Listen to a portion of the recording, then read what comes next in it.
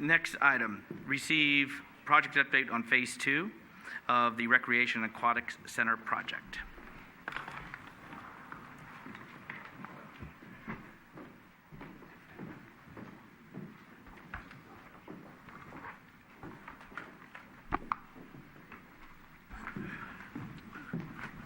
All right.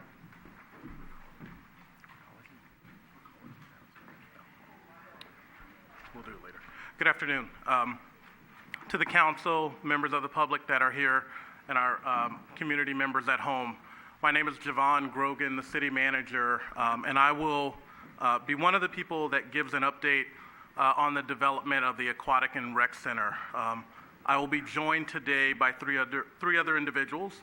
One person will be Joanne McGreeny, the director of our community services department, that will have the job of one day running with her team this beautiful facility.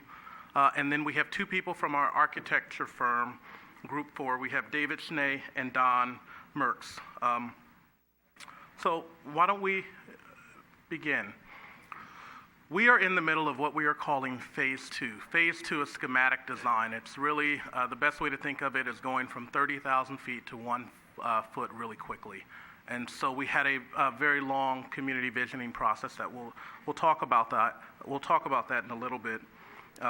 But essentially, this community center is in large part being developed from $50 million as a grant to the city that was provided by the San Bruno Community Foundation.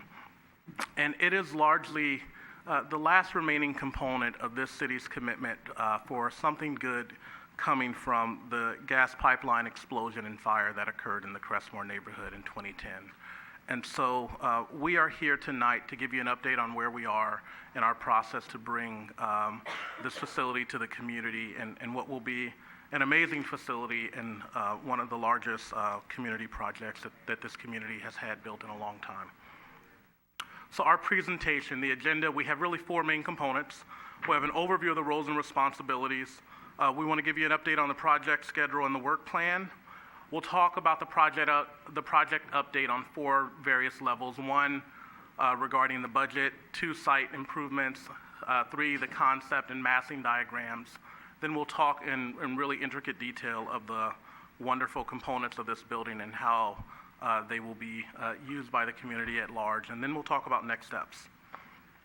So the slide that's in front of you talks about Phase 2, communications and leadership. And so on tonight's agenda under consent is a list of city council priorities and strategic initiatives.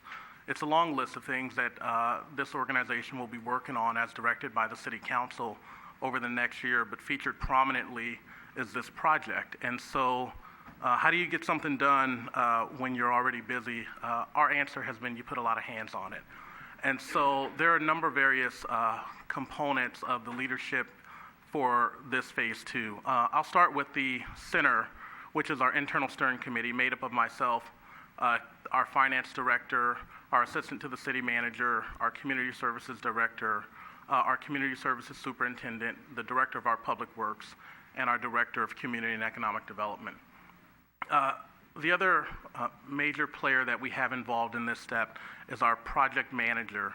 As the council knows, who recently approved the contract for Griffin Structures to serve as our project manager, we brought on Griffin Structures early in the project, which is added a little cost, but it's frankly a best practice. Griffin will be the inspector that will make sure whatever planned construction documents we develop, that the contractor delivers them. And it's a best practice to bring them on early during the design phase. And so the council and the community foundation was supportive of that request.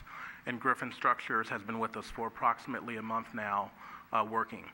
The next team is our design team, Group 4, and two members of their staff are here today. Next, we have a number of various bodies that have been informing the Phase 2 and that we will be providing updates to. The first here is our advisory committee. Our advisory committee is made up of 8 individuals. It's actually 2 members of the city council, 2 members of the community foundation, 2 members of the Park and Recreation Commission, and 2 members of the planning commission. And so we've had 3 meetings of that body, and we plan to have a number of other ones, and we'll talk a little bit about that shortly. Also, the City Council, and this is our update to the City Council. We also provided an update to the San Bruno Community Foundation approximately a month ago at their March meeting. We have a date to go to the Park and Rec Commission and the Planning Commission soon.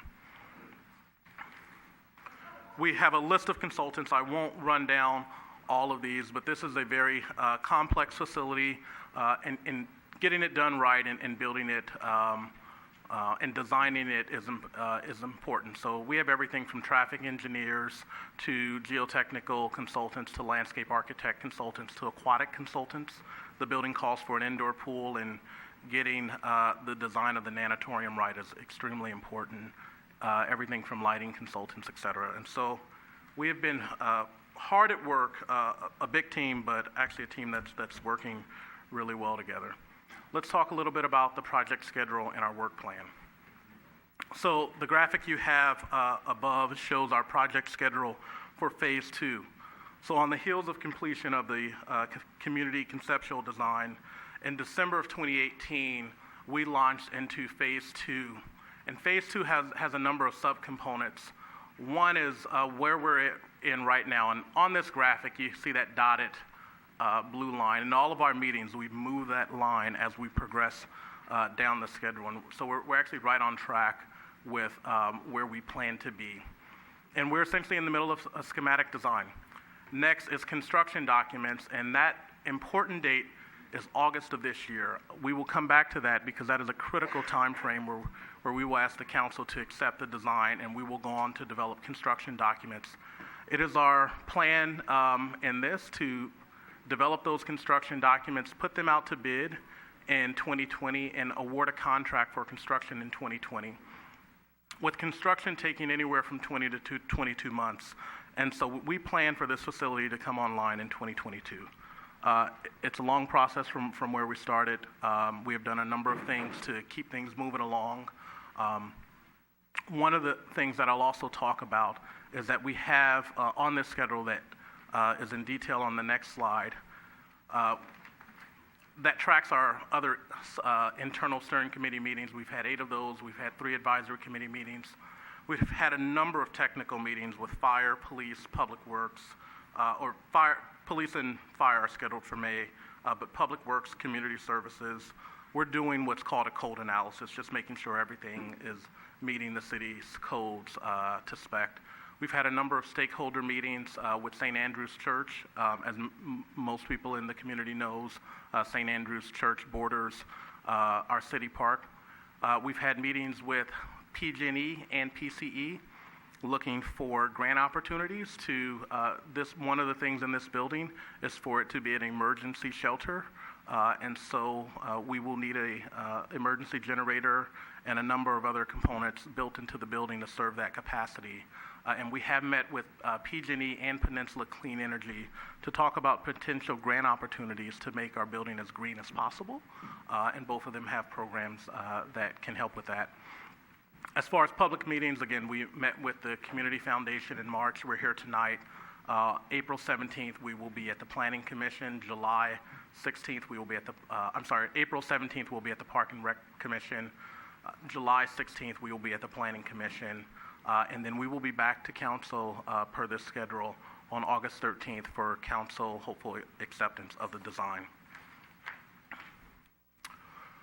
So what else have we been doing outside of kind of really hardcore working on the design? There's a number, the CEQA process, the environmental process, has already begun, and we're doing a number of site studies. So we have a parking and traffic study that is underway, a biological resources review. We have a number of arborists that have been working on the project, and we have a few slides in the back that talk a little bit about the impact to the park. We've been doing a cultural resources and what's called an AB 52 Native American Heritage Notifications. That's part of the historic properties state law. We've been doing a historic resource evaluation, geotechnical analysis to take a look at the soil, et cetera.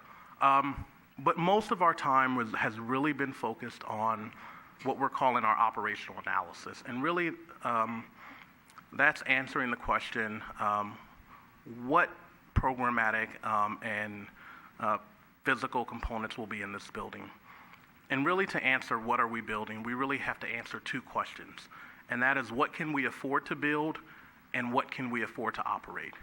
And so the answers to those two questions have really informed the schematic design, and it informs the components that we will show you tonight that are being designed in the building. And so now let's launch into that project update section. So conceptual design, that was accepted by the City Council on June 26th, included a number of components. I will highlight them really briefly right now because we go into significant detail a little later on in this presentation. So it included a lounge, a lobby, a community hall, a highly desired component from the community, a place where people can have large birthdays, retirement parties, et cetera. Something that can seat upwards of 200 people, potentially a game room, an early childhood education space, classrooms, multi-use classrooms with dividing walls and movable tables, a conference room, a gymnasium, a high school regulation gymnasium with 2 courts, a fitness and wellness area, a year-round pool, very critical to the design. And so as the community knows, there's currently a aquatics facility and then a gymnasium recreation facility. This design calls to marry those two uses together in one building. And the community vision was really for an indoor pool. Given our climate and having year-round pool use, we currently have a seasonal pool. There was extreme interest to have an indoor pool, and so that is in the conceptual design. There was also in the conceptual design an outdoor pool. And so we are in the middle of figuring out, frankly, what can we build with the $50 million grant from the Community Foundation. And the answer is we can have a very beautiful building, and we will have a very beautiful building. But part of the other answer is we cannot build everything that was in the conceptual design and the community vision for $50 million. The construction costs, frankly, just do not make that possible, nor does some of how the program elements will fit together. And so we want to be very transparent about that, and we've worked long and hard on this. And so we're here to present some preliminary information on what we feel that we can fit in the base of the building for $50 million and what may be enhancements. And we've been working very hard to essentially scrub the budget, look at analysis to figure out what can go inside the base and what may have to be pushed out and what can be phased in a phase 2, and we'll talk about that specifically. And so just really quickly, you'll see a lot of red notes on this slide. This is what was presented to council in June of 2016. This is the conceptual budget. It calls for a $50 million project budget, but $50 million is not what the construction costs. It's really a construction cost of about $39 million with about another $10 million in various other costs, some of those being soft costs, architects, consultants, things of that nature. Another being site work. In the conceptual design, there was a lot of site work. There were envisioned improvements to the park that were not immediately tied to the building, but very desired community improvements to the park. And so we're taking a hard look at those. Improvements to the corporation yard and parking needed for the park. And so now let's talk of what we call our Venn diagram that we've had a number of iterations on. But in this diagram, you have 2 circles. You have an inner circle and an outer circle. The inner circle includes 4 primary components of the building: an aquatics facility, an aquatics facility, indoor and outdoor pool, a recreation, various classrooms, fitness areas, a group X area, the gymnasium. You have those site improvements, and then you have the community center. And as we step through those, seeing what we can include in that, first, what we call the base option. In recreation and aquatics, there are synergies between having patrons that will use our facility for both aquatics and recreation. And so what really was pushed onto the outer edge and base was a walking track. And you'll see in our schematic designs, a walking track above the gymnasium, so on that second level, is a very, very nice amenity to have. It is something that provides a significant benefit to the users of the building. But it is something that has just frankly for the cost and what we need has been pushed out into that potential phase 2 because that can be phased. When we talk about site improvements, there were a number of things that we'll show in detail in subsequent slides, such as additional parking, which we do need additional parking for this building, so that is really included in the base. But what's really being pushed out, and you'll see in a little bit, are things like an added drop-off zone that would be great for the park and for the building. But when we look at the cost to construct that, that can be phased. But one of the things for site improvements that we are including that you will see is actually protecting the creek. So we no longer have a creek in the middle of parking spaces and an open channel. When we took a look at all of the community center aspects, both the classrooms and the meeting spaces, there were really two components that were being pushed out into that enhancement option. One of them was a community lounge. One of the things about this building is that there will be a number of things in the building that will be fee-based in order to, frankly, be able to operate it and not increase the subsidy that we already provide to running the recreation programs.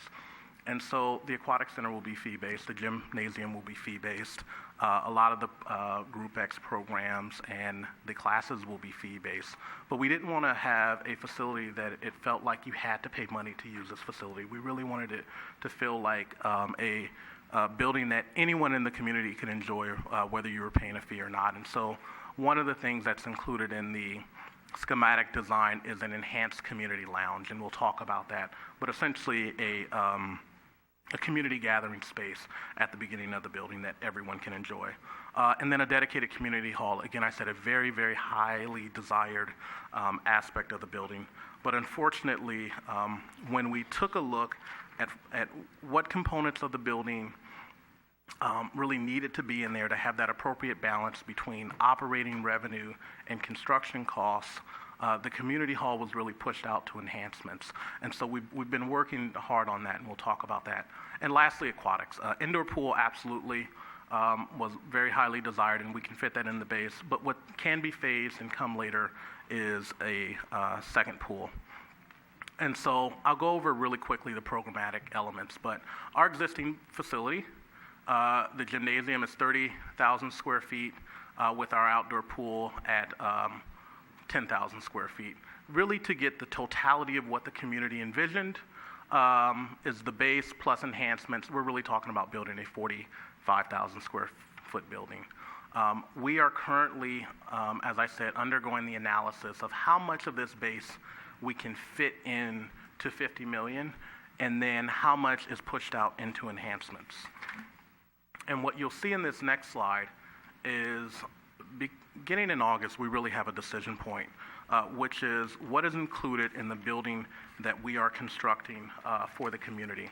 Because while there are components of the building that are appropriate for the phase 2, there are components that really we need to make a decision in August on can we build.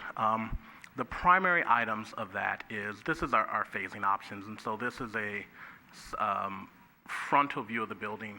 And what you'll see, and you'll see in greater detail, is the second story portion right here toward the east side is really where that community hall will be. And we really need to make a decision in August of this year, are we including that in the building? Because that can't be done as a phase 2, whereas the outdoor pool can be done as a phase 2, and some of the other elements can be done as a phase 2. And so right now, those enhancements that really can't be done in a phase 2 are approximately $4 million. To build the entire building, those enhancements right now are running at about $7.5 million. And so I'm uncomfortable telling the community what we have is a $57 million building right now, because again, we are in the middle of doing a hard analysis of what we can fit in that 50. And we've done a number of things, and we'll talk through a couple of them right now. In the initial community vision, there were essentially 6 areas of site improvements. One, there was building the building, right? This is where the current aquatic center is, and that's where the current gymnasium is, and there was relocating to have one building there. The other item was adding additional parking near Tom Lara Field. The other item was adding, reconfiguring City Parkway to protect the creek so the creek is no longer in the middle of parking spaces, and also providing a reconfiguration of the parking that's immediately adjacent to the building. But there was also in the community vision adding this drop-off zone where there was a protected drop-off area for users of the park and users of the building. There was also looking at that parking lot that's adjacent to St. Andrew's Church and seeing, can we restripe that lot or potentially acquire through some use agreement with the church more of the land for parking, and then relocation of the memorial statue. And so as we looked at those elements, there were some that we realized that we could phase and save money. And so what has been included in the base is the additional parking which is needed for the building, protecting the creek and reducing and reconfiguring the parking in option 3. What has really been pushed out into a subsequent enhancement is the drop-off zone, the additional parking, and we have included additional funds for relocating that memorial, but we're looking to really supplement those funds with some of our public art or park funds. We are also doing things like looking at some of the work, for example, the concrete work and the asphalt work that is scheduled to be done when the project is constructed, to see if there's any of that we could do sooner as a piggyback to a city contract, thus doing it in today's dollars versus dollars from 2 years from now and saving on some costs. And these are what we're now calling the optional site improvements. And so right now I will turn it over to our architect, David Snay and Don Mertz, to go through a few more slides on the layout and the area of the building. But I really want the community to know that we will have a beautiful building. We have some decisions to make in August on exactly what components are included in what we build and what can be phased. And we're really scrubbing the budget and doing the operational analysis on that. And so right now I'll turn it over to David.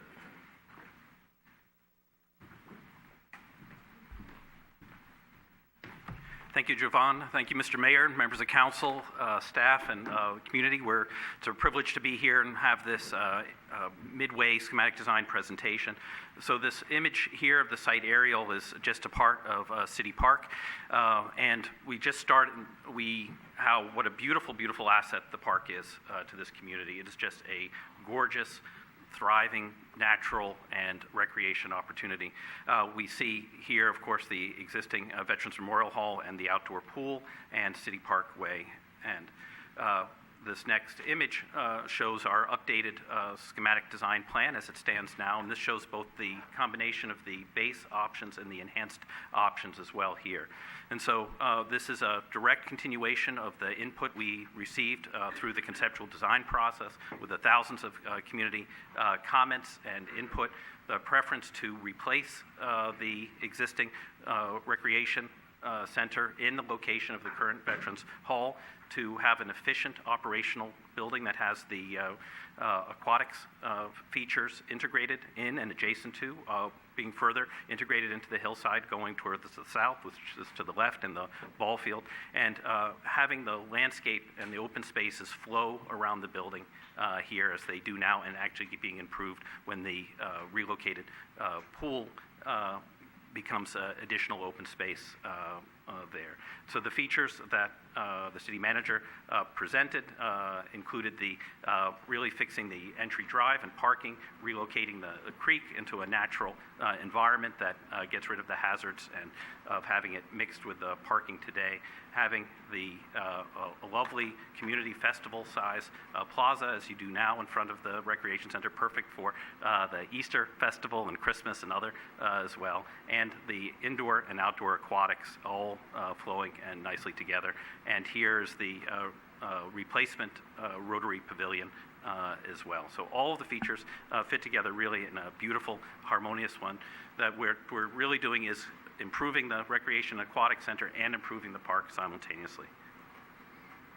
So this is one cross-section of part of it. So as the park rises up towards the hills, across this building looking into the hillside, it rises gently as well. I'm looking to have both the outdoor plaza, where we said for community events, and the outdoor pool working nicely. all nestling up into the trees.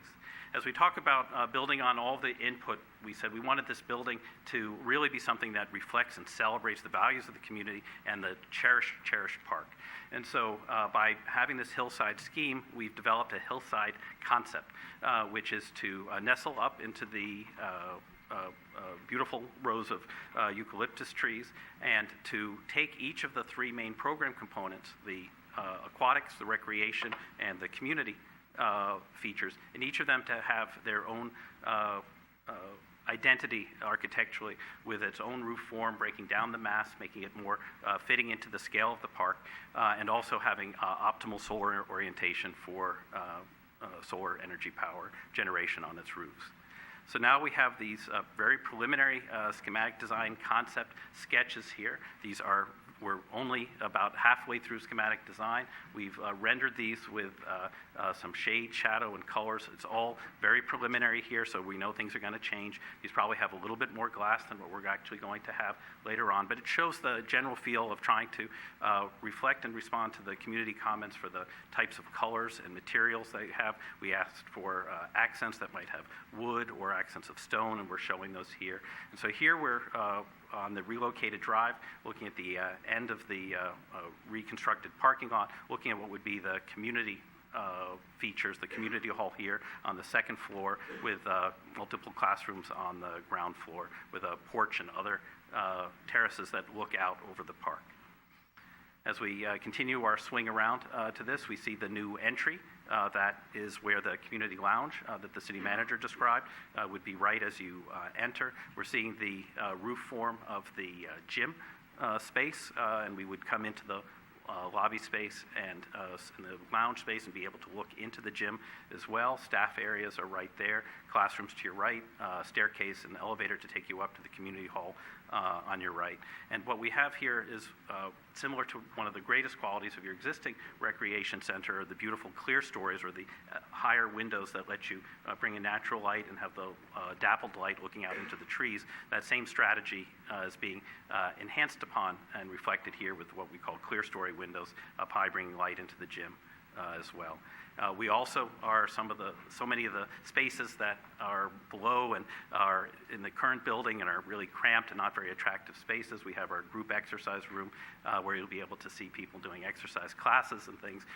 And as you'll also see there's in the fully enhanced version, there's a walking track that Dawn, my partner, will show you shortly, and you'll be able to, as you're driving by, see the activities that are going on inside. You see, there's a community party or festival going on. There's exercise activities, people walking around the track, doing other programs. So it's really something that will be inspire people to come and stay fit.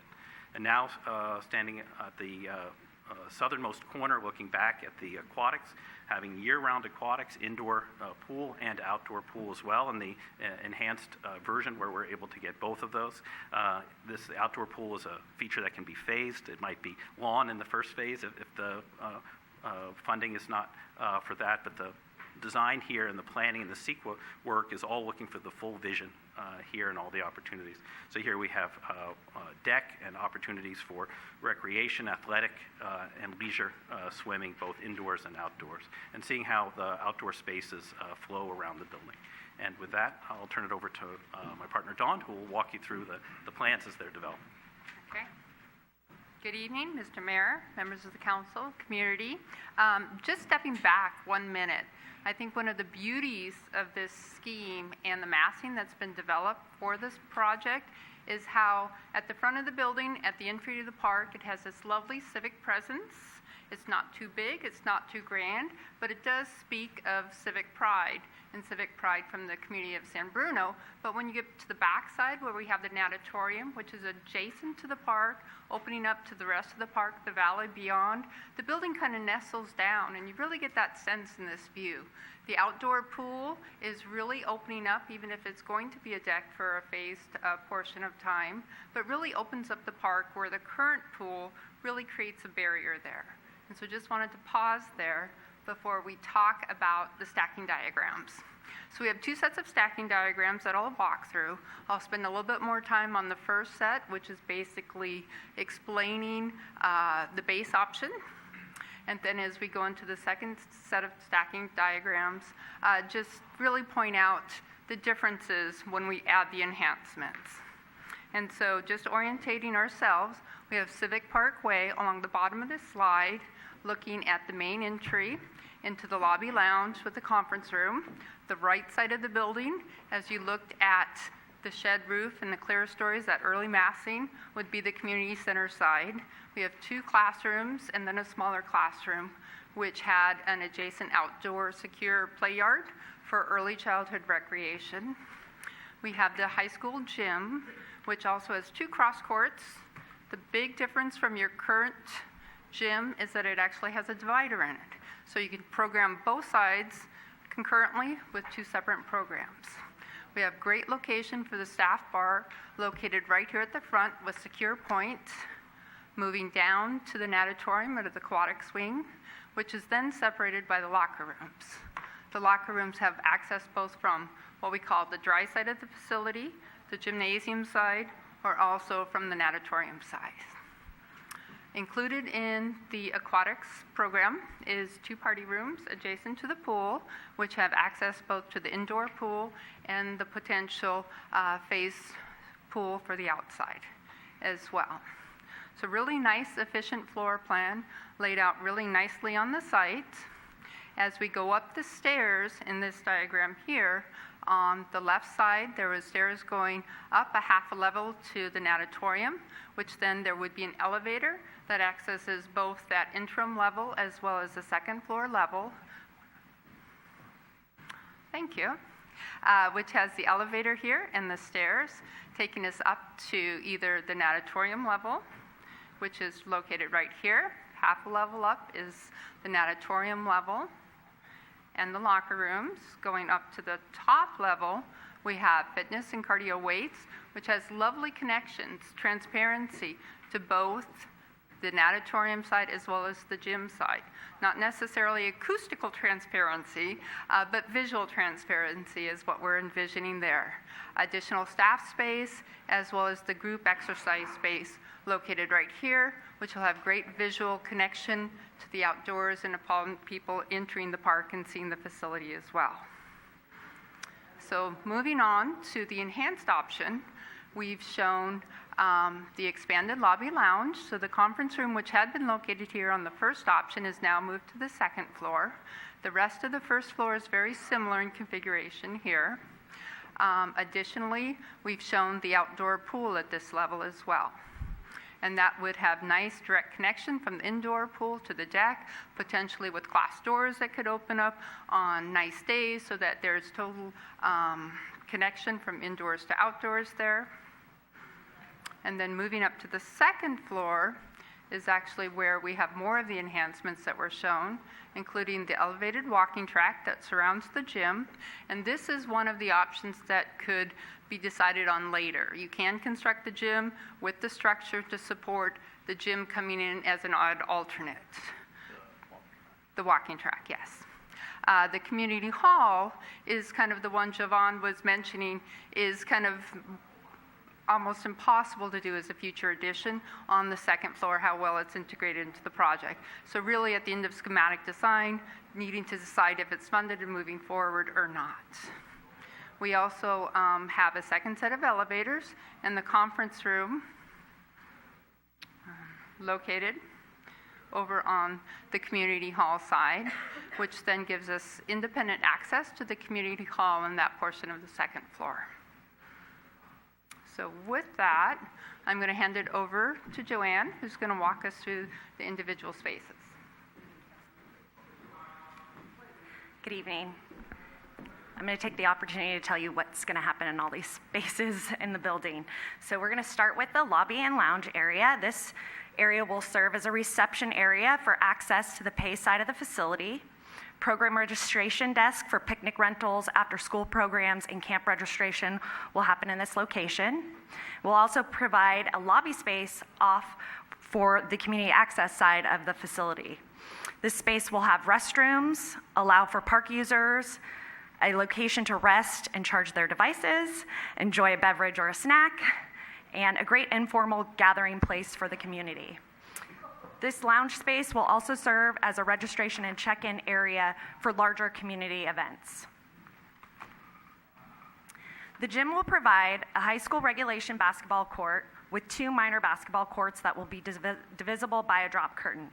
The drop curtain is an essential feature to this program area.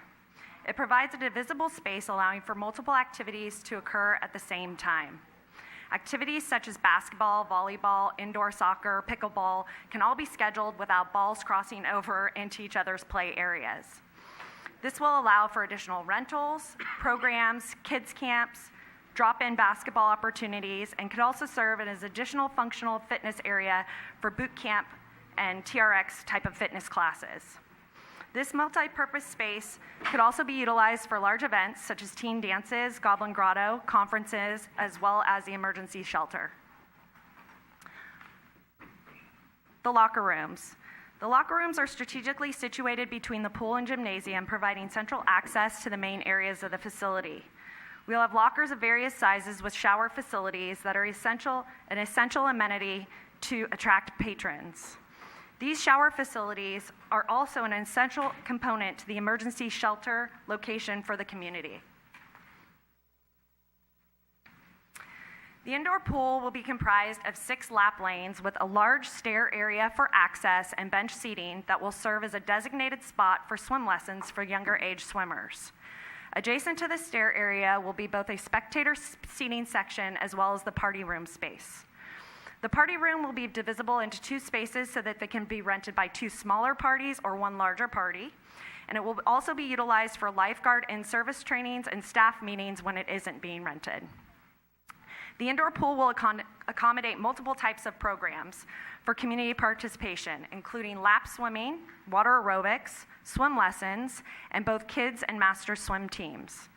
The pool is being designed to allow for hosting swim competitions with removable starting blocks and scoreboards. There will also be a viewing area from the upper level into the natatorium, allowing for different vantage points for observing aquatic programs and activities. The design of the new facility designates multiple community classroom spaces. There are 2 medium-sized classrooms that can be expanded into 1 larger meeting space.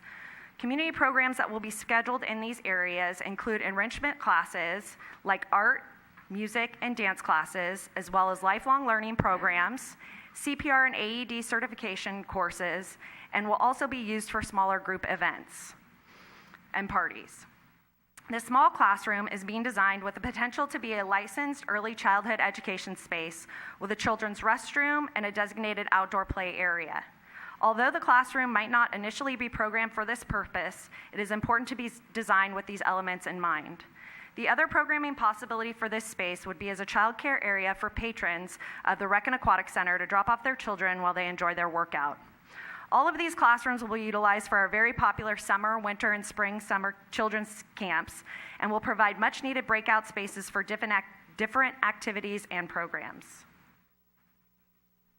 In the upper level of the facility, there will be a designated cardiovascular area with multiple types of fitness equipment, including stationary bikes, elliptical machines, step mills, and treadmills.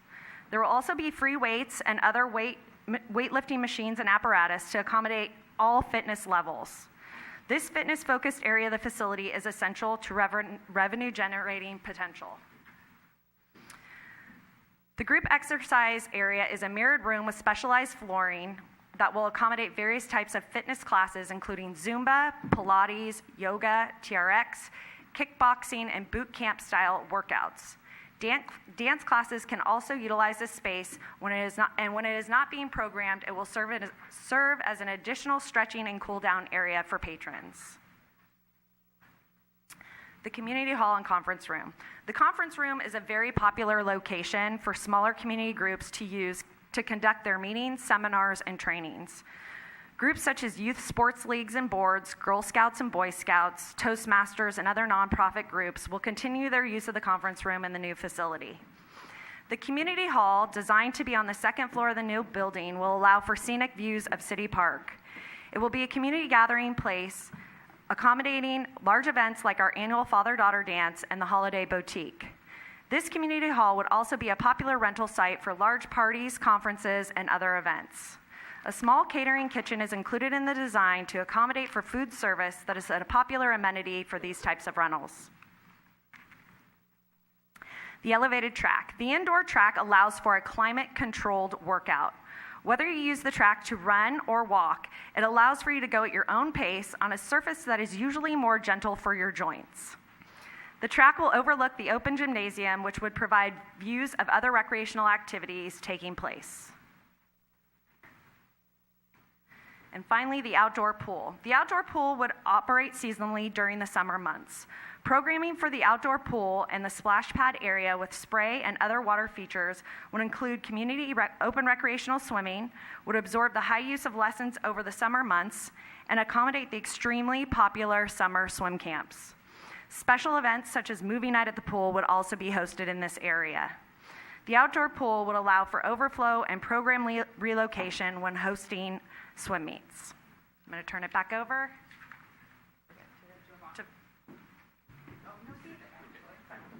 Thank you.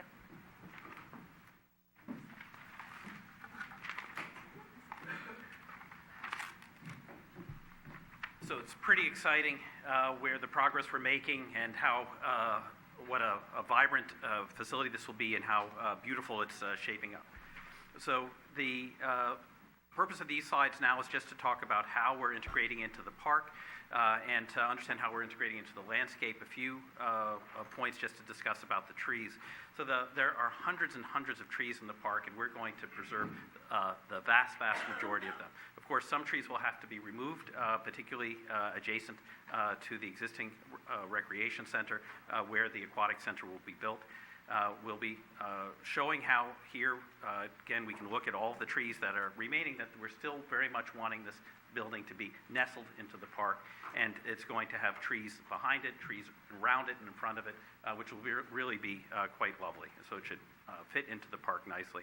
Some of the brighter green trees here are replacement trees. For any tree we remove, we'll be planting new trees in its stead. And so just showing the aerial and highlighting some of the key trees that we'll be preserving, and we'll show you some ground level views of those right there. And of course, all the other trees that aren't highlighted around the building, of course, will remain. And so showing the couple of the trees right in front, which will be between the parking and the new entry. This beautiful live oak that will be here. With the ones with the green dots are being saved here. And this is right, and we are working very hard to do what we can to save this specimen redwood here. It's a project we are getting details from our survey to make sure that we are the appropriate distance away from the eucalyptus on the uphill side by Crystal Springs, and to still get the fixed dimensions of the gymnasium and aquatic center. So we're really trying to work around that. But this tree, which we'll see, which is the one with the green arrow on the top, is a really tall and beautiful specimen. We hope to be able to build the building around this particular tree. And of course, the sister city, Narita cherries, we will look to the ones that are still doing well to relocate those, or to work with your sister city to have new ones replacing it. And so I bring this back to the city manager. So that is our project update. As for next steps, we're here today with an update for council. No formal action requested of council, but we did want to provide the city council with this update in a public forum that is also accessible to the entire community and will be replayed on the city's Channel 1. April 16th is our next internal steering committee. Again, we will be at the Park and Recreation Committee on April 17th. We have our 4th advisory committee meeting of those 8 individuals. Again, that is 2 members of the City Council, 2 members of the San Bruno Community Foundation, 2 members of the Park and Recreation Commission, and 2 members of the Planning Commission. We'll have our 4th meeting on May 7th. And then we will do architectural review. We're planning for that over May 20th through the 30th. Planning Commission on July 16th, and again back to the City Council for a decision on the schematic design. So again, we are in the middle of working to bring this amazing asset to the community. There are a lot of challenges. There's tons of opportunities. Construction costs being what they are, and operation decisions.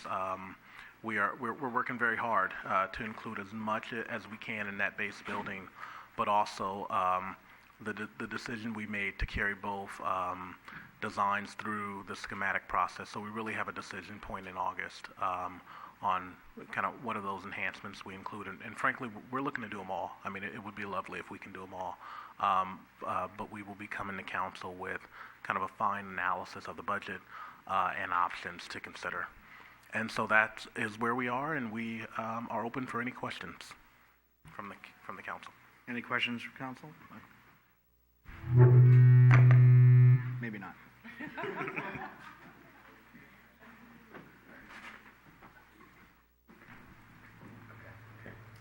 Still a lot of feedback with that speaker. I think it's not in its usual spot. Let me see if I can move this back a little bit here. Okay. Thank you. So first off, I wanted to thank staff and our consultants for a really well put together presentation. It was informative. And the only other thing that I would request, looking at that schedule of when the next meetings happen, if we could get maybe more regular reports, definitely nothing at this scale, but just periodic updates, maybe monthly, just kind of showing where we are in terms of progressing against our timeline and also our expenditures. So see how we're tracking on our expenses as we move through the process. But other than that, I think this was a really good update.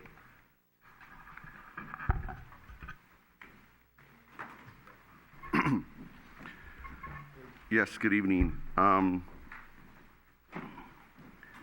Construction costs, right? So I recently heard where construction costs are going up around 10% right now. That sound about right? Plus or minus a few percent. If I may. So construction costs right now in the Bay Area, based on a recent analysis done for San Francisco region, anywhere from 5 to 6% escalation per year is what is currently being projected by an array of cost estimators in this area, and Okay. including contractors. Great, or not great, but well, that's my concern. Here we are. We're gonna where are we looking to obtain the funds to provide what we all want? Where are we anticipating some impact fees, and when are we gonna, we know we're gonna come up with the design by August, but is that the time where we have to figure out it's a go or no go on everything else? Sure. I'll take that. There are a number of sources. One on the escalation in costs. Yes, microphone is on. On the escalation in cost, it is important to note that in our budget costing model, we do both have a contingency reserve and an additional reserve on top of that. And the designers can correct me if I'm wrong. I know it's a 25% reserve. I think it's a 10% contingency and a 15% reserve, or is it a 15% contingency and a 10% reserve? It's 20%, 10% escalation plus 10% contingency, but within our design estimating budget, there is another design contingency, but that is being assumed to be consumed as part of the development of the design. Right. So for construction, we have included a 20% cushion there, and so that actually ratchets up every square foot we add, and we're using a cost depending on the elements that is anywhere from $700 to $1,000 per square foot when you add in everything, and so in our market, doing a municipal facility like this is very expensive. We certainly have the Community Foundation that has committed to provide the city with a grant of $50 million. I would say, contingent on us developing a business plan for how we intend to operate it, and that is a part of the work that we're doing now. But with the full community vision, as was shown, it's more than 50 million. And so we will be bringing you in August what that additional cost will be. We will also be bringing council information and a recommendation on what can be included in that base. There are a number of additional sources for those funds, be there community benefits or this community recently adopted development impact fees. And when we had that development impact fee discussion, one of the items is that the development impact fees go into specific buckets. And there is a bucket for recreation or park facilities that could potentially be used on this. But the city council, if there's not enough money in that bucket, could actually take a loan from another bucket of community benefit in order to make this happen. And then there are a number of other ways where we can leverage financing and funding to get this done. What I would submit to you is that the staff and the design team is doing everything that we can to have as many elements in the building as we can. And we absolutely know that community hall was a highly, highly desired aspect. And we're doing everything we can to bring the council with options where we can include that community hall in the base building. Thank you. Looking at page 15 in the presentation, the item number 5 for alter and expand the church parking, that cost of $900,000, is that for acquiring the property and doing all the parking improvements to it? Sure. Don, why don't I take that and you pick up? There is no intention to acquire the property. We have had meetings with the church, and they are not interested in selling the property, nor do I think we have the resources to purchase it. What we have talked about is, if it is mutually agreeable, a long-term lease of the property for parking. And we are working with the church because the church has some uses of their additional land that they would like to consider, and that just may impact how much parking is made available. But that budget that Don will speak to, one of the things we said in the presentation is that we are looking for ways to leverage items that are in the project to do them sooner versus later, thus save costs, so it's not in dollars 2 years from now to when we're constructing that element, but it's in today's dollars and maybe piggybacked on an existing city contract. Some of those parking lot and asphalt improvements are some of the key things that we are looking at to see, can we do those sooner versus later, even if we use some of the project funds to do them, just because frankly it will cost less. Got it, thank you. So when we're building this amazing center, we're going to have to obviously knock down the current existing center.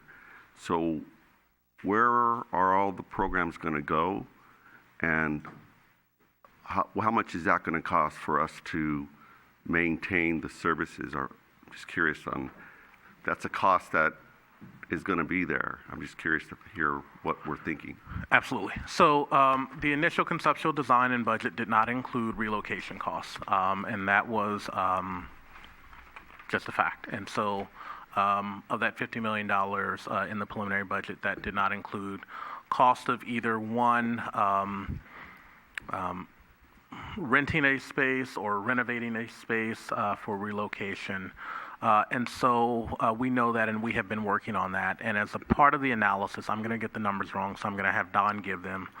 We have a portion of the budget that we've looked at and analyzed and found funds to cover some of that cost. And we are looking to at various areas where we can potentially relocate to. That will have a cost to us. And we are having those discussions, but absolutely we need to find a temporary relocation. I think it is totally possible that all of our programs may not be able to be run during the 20 to 22 months that we are that the new facility is being constructed. For example, our aquatic facilities. There may not be an aquatic facility that we can lease or use in the interim. And so some of those programs may not be run during that construction period that we're down. Some of our other programs may go to the relocation facility, and some may go to other facilities, but we're working on that. And so, Don, will you speak a little bit at a high level about the budget? Yeah. So just with entering into schematic design, what had been identified as allowances for soft cost at the conceptual design and city permits and fees, we have identified an allowance that can be attributed to the temporary facilities budget, and that amount is about $350,000 that we've been able to take from identified percent allowances that have now become known factors. I think one of the big ones is actually working with the building department and identifying the permitting costs for the plan check and having enough information now so we can actually tie down that number, take away the allowance, and take the additional remaining budget from that allowance and apply it to that. Okay. Last request. I am a little concerned that from April to August, there's no feedback to the full council. And if there was some way that we could, I know Councilman Salazar mentioned that with the financial side, but it would seem like, I guess I'm also in favor of having some update to see, rather than waiting to August of like, well, this is what we got. But I'll leave it up to you all to figure out when is the best time for that to happen. But that's something I'm interested in. Thank you. Through the chair. First of all, great report presentation by all parties that participated in that. You know, as a member of the subcommittee, I appreciate Councilmember Medina and Salazar's comments because it's very clear to us because we've been so involved in the process. And I just want to say that in the last year, so we've had now 4 meetings, and the team that Javon has put together, the internal team with staff, has made a huge difference. And I really feel proud and confident of the process and the direction that we're going. They give us an opportunity, and when I say they, as council members, the planning commission, et cetera, as other members from the public who are all part of that process, get to listen and then voice our opinions and feedback. And we all seem to be uniformed, and staff already seems to be on the same page. We're asking great questions. They have the answers already because they've already discussed it. They've thought about it. They've thought about it in many different ways and come up with the best solution. So it's difficult in this presentation. There's so many details, but we're on the right track. And I just want to thank everybody who's been part of it, from Group 4 to staff.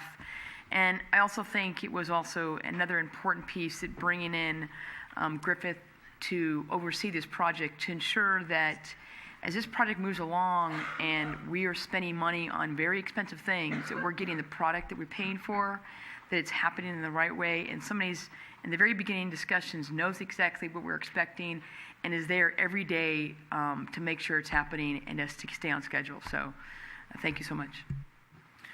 In summary, thank you for the report and the update. I think we've heard just, it's kind of the trust but verify. And so if there's more of I call it a check-in, and that kind of some update, I think, as Mr. Salazar said, it doesn't need to be this elaborate, but something that just gives kind of a synopsis, so kind of an update, something as far as that, because the expenses aren't really at this point, but it's just the progress. And I think that's something that we've talked about. Okay. With that, we'll go ahead and move on.